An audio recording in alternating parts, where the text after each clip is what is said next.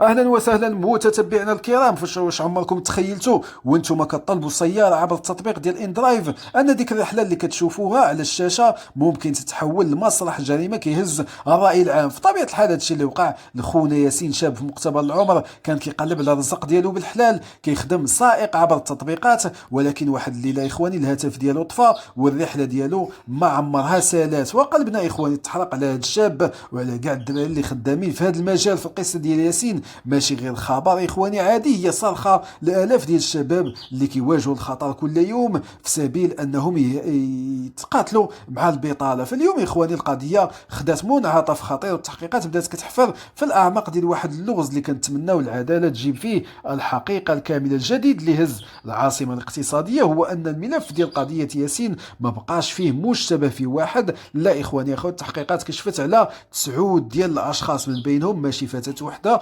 جوج ديال الفتيات. فلا حول ولا قوه الا بالله اخواني. ولينا كنشوفوا باللي العيالات حتى هما ولاو كيدخلوا في خلايا اجراميه، فلا حول ولا قوه الا بالله. من بينهم كما قال جوج ديال الفتيات، نعم اخواني اخواتي، 7 ديال الرجال، جوج ديال الفتيات دابا تحت المجهر ديال الوكيل العام للملك لدى محكمه الاستئناف بالدار البيضاء. والقرار اللي اتخذوه بطبيعه الحال النيابه العامه كان حاسم وحاسم جدا، تمديد فتره الحراسه النظريه. فعلاش؟ باش يفكوا هذا الخيط المعقد. المحققين ما باغينش يخليوه حتى تغرى، وكل تفصيله دابا اخواني ولو صغيره تقدر تكون هي المفتاح ديال هذه القضيه. وهنا فين كيبدا التشويق والكارثه اخواني. كاين كلام كيروج بين الناس وتقارير مؤكده بطبيعه الحال كتقول ان الهاتف ديال ياسين تم التشغيل ديالو لدقائق قليله في المنطقه اللي كانت نائيه بعيده ب 20 كيلومتر. العائله عرفت بان التليفون ماشي في اليد ديال ياسين، تما اتصلت بالشرطه وهما بداو الاستدراج. وبطبيعه الحال اخواني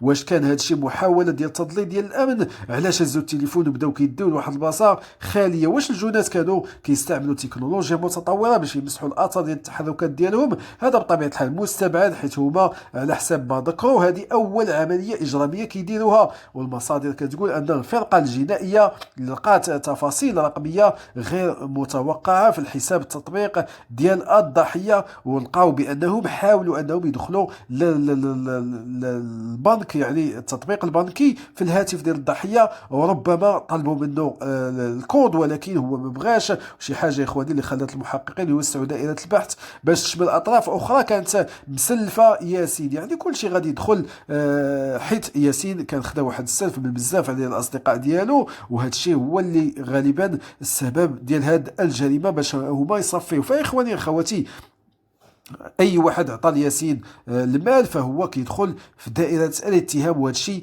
باش بدات به العناصر ديال الشرطه التحقيقات ديالها. فالحاجه الوحيده اخواني فاش تم العثور على جثه ياسين في منطقه خاليه بالضواحي ديال الدار البيضاء، البلاد كلها حبسات بطبيعه الحال الانفاس ديالها. اختفاء غامض غادي يجي من وراء استنفار امني غير مسبوق بطبيعه الحال. كاين اللي كيهضروا في الكواليس، والى صح هذا الكلام بطبيعه الحال غتكون كارثه على ان الضحيه كان مستهدف وعارفين شكون كيختاروا. يعني اخواني كيف ما كنقولوا الفرضيه ديال السلف هي اللي كاينه حاليا لسبب كيتعلق بنزاع شخصي ماشي غير محاوله ديال السرقه عاديه، وان الجنات كانوا كيراقبوا التحركات ديالو سيمانه قبل الحادث. فهذا الشيء كيعطي القضيه بعد اخر بعيد على الجريمه العشوائيه. فاخواني اخواتي الوجود ديال بنت وحده ولا جوج وسط هذه المجموعه هو اللي زاد طرح علامات استفهام كبرى. واش هي كانت الطعم اخواني؟ كاين تسريبات كتقول انها هي اللي كانت حجزات الرحله بالاسم المستعار. اذا كان هذا الشيء صحيح فهذا كيعني اننا قدام تخطيط اجرامي